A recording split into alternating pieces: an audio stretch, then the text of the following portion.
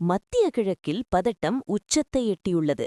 உலகையே அதிர்ச்சிக்குள்ளாக்கும் வகையில் ஈரான் தனது பிரம்மாண்டமான நிலத்தடி ஆயுத தளங்களின் புதிய காட்சிகளை வெளியிட்டுள்ளது.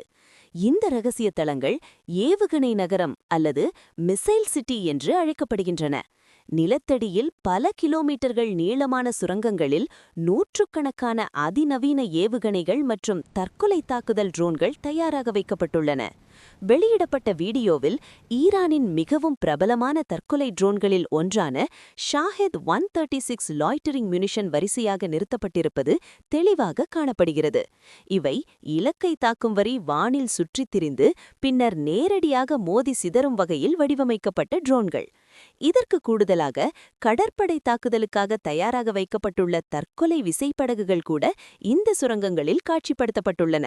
இந்த வீடியோ வெளியாகியதுடன் உலகம் முழுவதும் பாதுகாப்பு நிபுணர்கள் கவலையடைந்துள்ளனர்.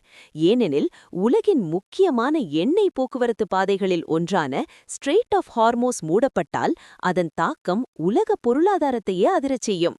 உலகில் பயன்படுத்தப்படும் கச்சா எண்ணெயில் சுமார் 20% இந்த நீர்சந்தி வழியாகவே கடந்து செல்கிறது.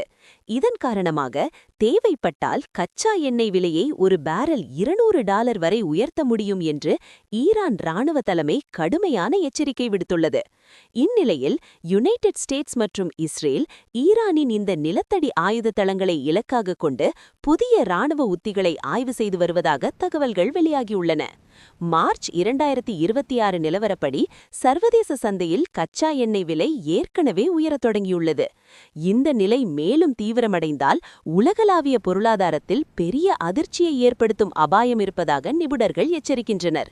மத்திய கிழக்கில் போர் வெடிக்குமா அல்லது இது ஒரு பெரிய ராணுவ அழுத்தமா? இந்த கேள்விகளுக்கான பதில் அடுத்த சில நாட்களில் வெளிவரும். மேலும் முக்கியமான உலகச் செய்திகளை உடனுக்குடன் அறிய எங்கள் சேனலை குளோபல் வாய்ஸ் தமிழ் சேனலை சப்ஸ்கிரைப் செய்ய மறக்காதீர்கள்.